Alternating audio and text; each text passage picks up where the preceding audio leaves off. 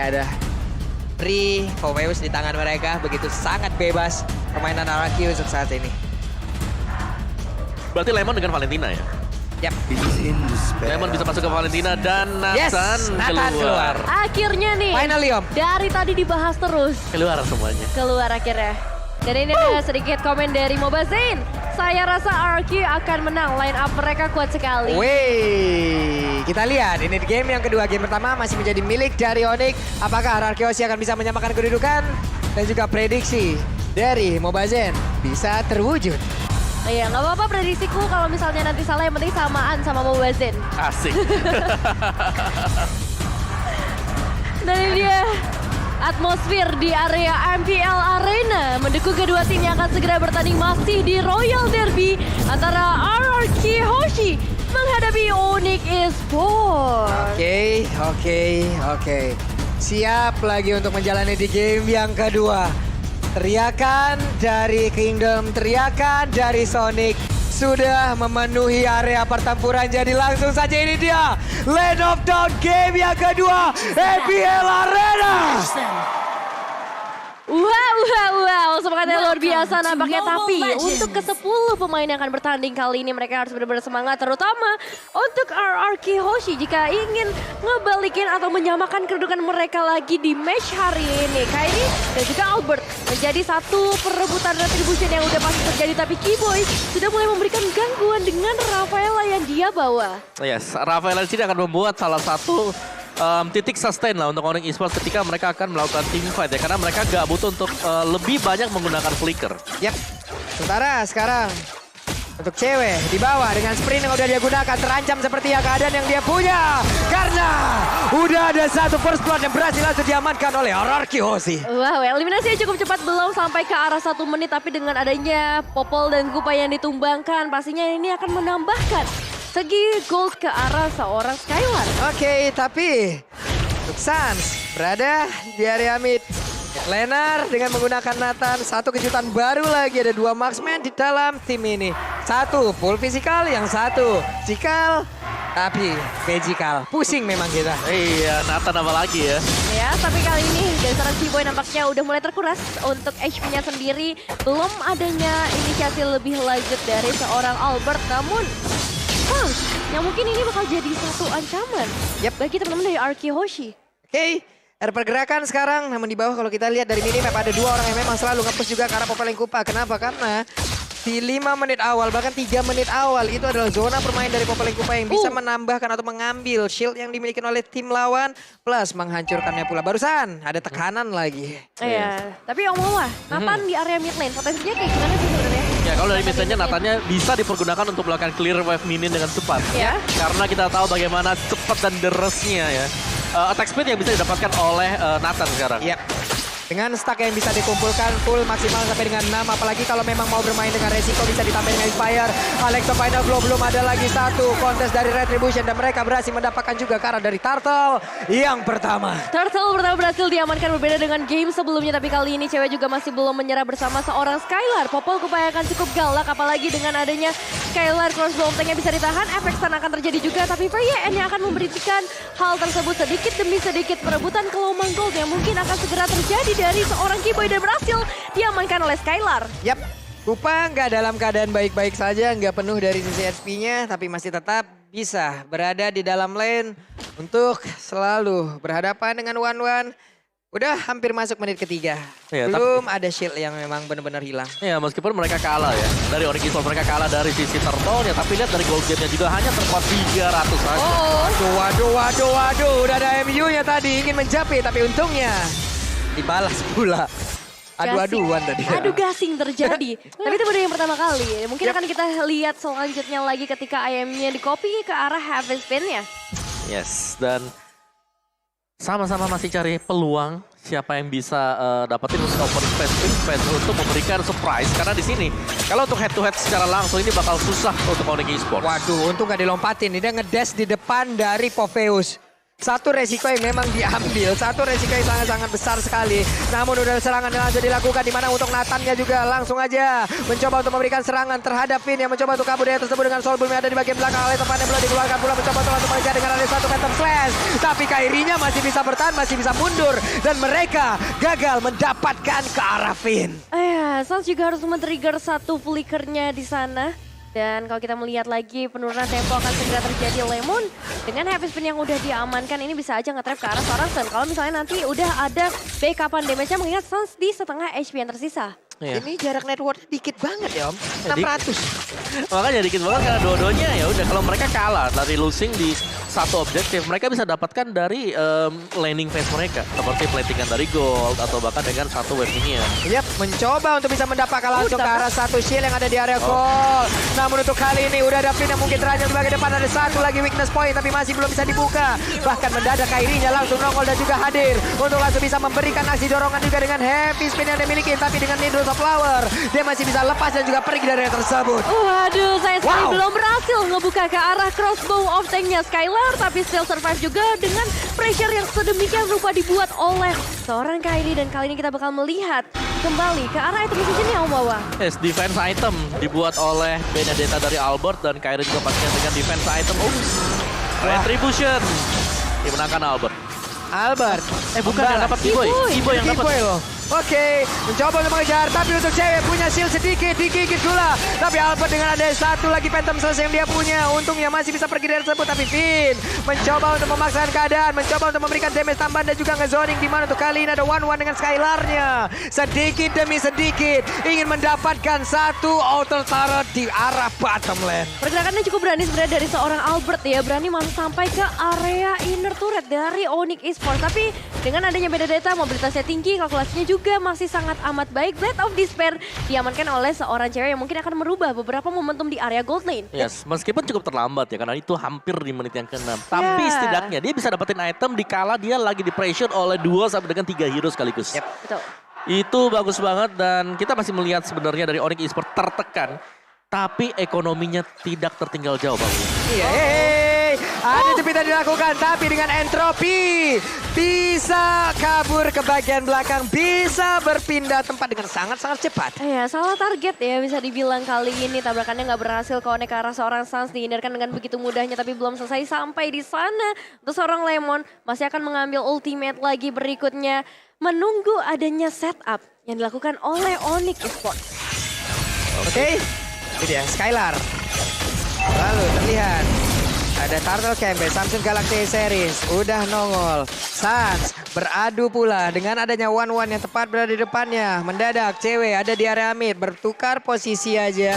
Plus untuk kali ini dengan adanya Kiboy dari minimap mereka berusaha.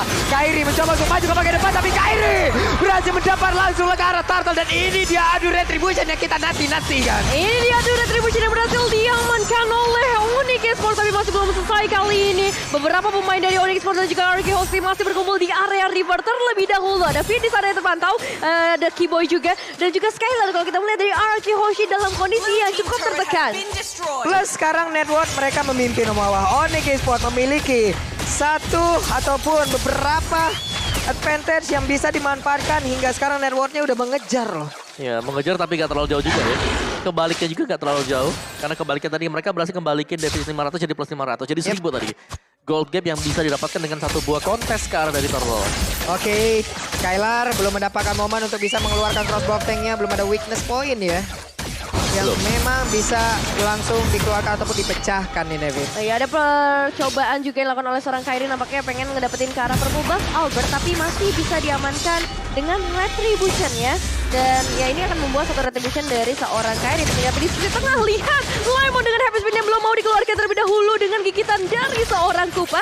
R7 juga sedia banget untuk memberikan satu backupan ketika Suns maju terlalu jauh. So still survive untuk kedua pemain RK Hoshi di area mid lane. Itu combo 2 marksman tadi sakit banget ya. Di item Kupa. Di item langsung ada super season lagi tadi dikeluarkan. Ih.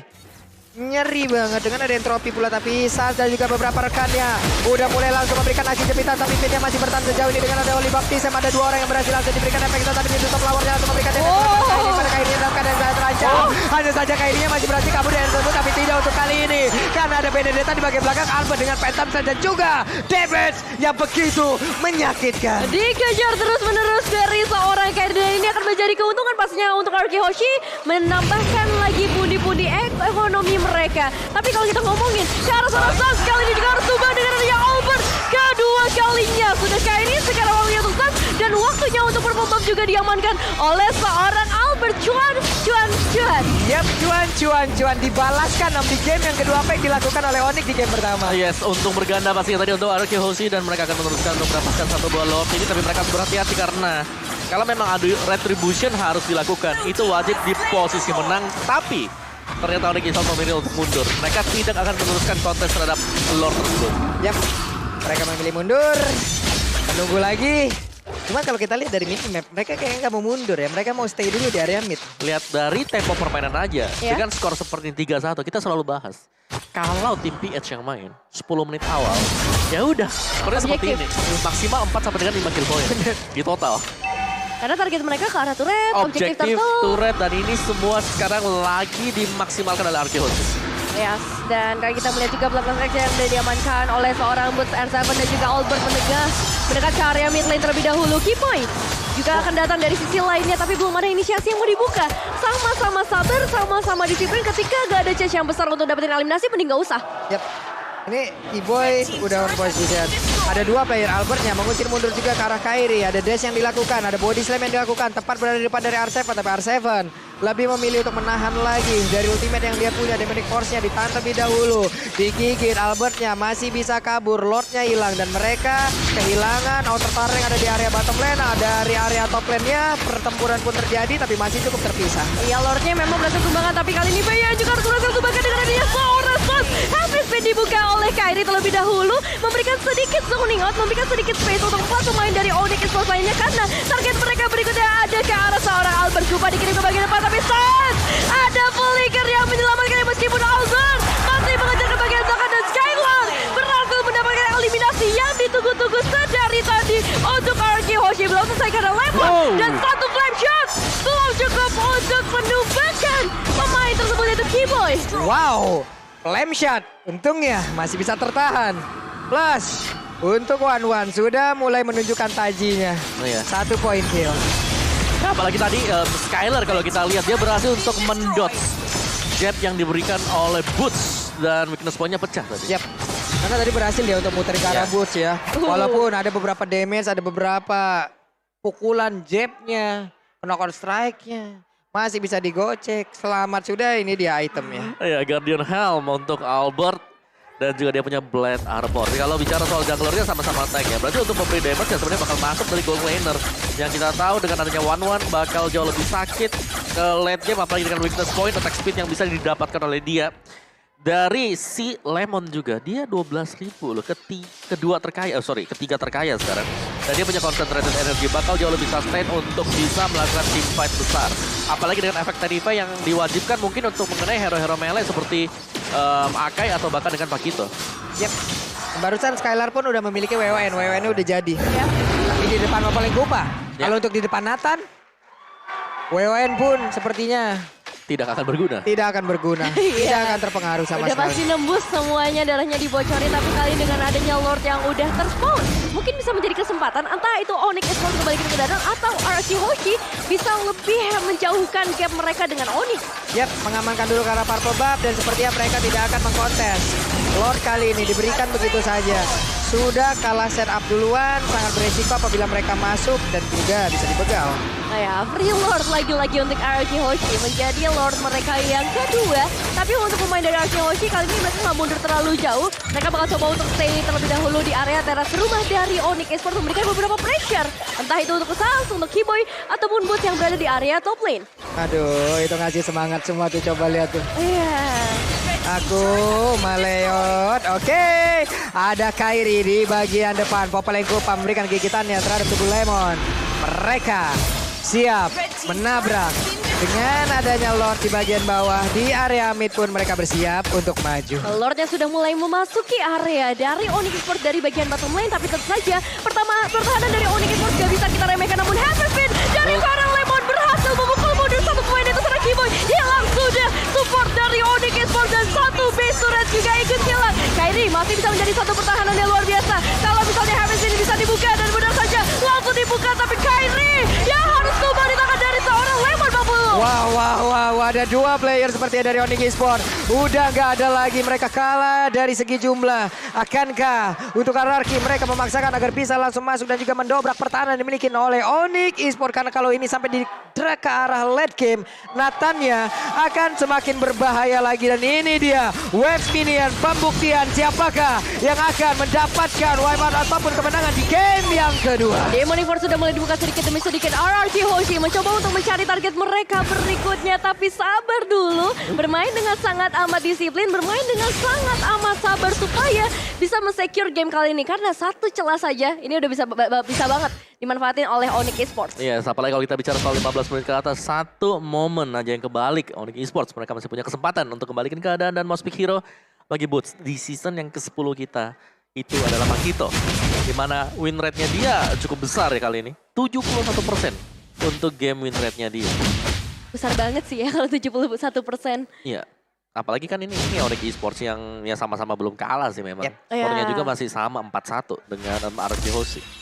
Dan dia sudah jadi MVP sebanyak 1 kali. Dan Pakitonya dia sih yang menurutku di sini kuat banget dari Boots sendiri. Karena dia tahu power dari Pakito.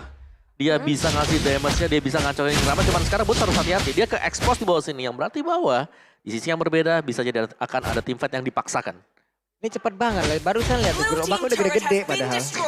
Udah gede-gede, udah supernya udah keluar gitu. Itu aja udah lari-lari itu semua tuh. Iya udah cepet banget clear wave minion ya. Iya. Pakitonya di saat mungkin dia nanti tahu ada pergerakan dari tim lawan, ya udah tinggal kabur dan ngacirnya dari area terus. Ya, dengan mobilitas yang tinggi ini ngebuat dari seorang Boots juga bisa menjadi salah satu asuransi split push untuk teman-teman dari Onyx Esports. Namun dengan Lord yang sudah mulai muncul di menit yang ke-15 sudah ter-enhance pastinya. Jadi bisa dibilang ini menjadi Lord yang cukup berbahaya bagi Onyx Esports 40. Yap. Dan Lord untuk kali ini sepertinya akan ada kontes yang terjadi ya. Walaupun untuk di bawah dari minimap kita lihat ada pertarungan juga antara Popes dan juga Pakito. Namun sekarang Holy Baptism yang kena ke arah 2 orang. Bahkan untuk Sanche masih berlindung dengan stack yang terus dia kumpulkan. Agar bisa menambah lagi movement speed, attack speednya. Agar bisa memberikan damage yang sangat-sangat banyak. Tapi Popesnya udah balik lagi ke bagian tengah, ke bagian atas, ke bagian dari Lord untuk bisa membantu rekan-rekan Holy Baptism dibalas pula. Heavy speednya kena ke arah 2 orang tapi berhasil untuk mendorong ke arah beberapa player. Di mana rekan-rekannya berhasil terlindungi tapi tidak untuk Lordnya. Karena Lord berhasil harusnya menjadi milik dari RRQ Hoshi. Ya, R7 sempat melompat ke bagian depan dengan Demon Force, tapi kali ini masih belum cukup untuk bisa menumbangkan para pemain Onyx Esports. Tapi itu jadi zoning out yang bagus banget. RRQ Hoshi free Lord mereka berikutnya. Oh ya, 3 Lord kali itu RRQ Hoshi dan kita akan melihat apakah dari Onyx Esports mereka masih punya chance untuk menahan Lord ini. Ini masih belum Lord yang evolve. Jadi sebenarnya masih memungkinkan banget untuk Onyx Esports ngebalikin keadaan. Tapi mereka harus bisa mungkin mulai dengan nge-defense-nya gak di dalam base, tapi di depan dari base mereka juga. Dan dari item sendiri 1-1 dengan full item stack, Radiant Armor bahkan di-buy. Bukan Immortal, tapi itu ada Radiant Armor. Mungkin pecah dari Immortalnya dia. Yap. Hey Lordnya udah siap untuk bertamu ini Nevin. Seperti apa lagi setup yang akan mereka keluarkan. Kenapa? Karena untuk kali ini sepertinya untuk upah harus dipanggil, harus dirubah bentukannya. Entropy udah dikeluarkan begitu banyak damage yang langsung dikirimkan ke bagian depan dan mereka belum bisa berfokus untuk bisa mendapatkan langsung arah dari base-nya.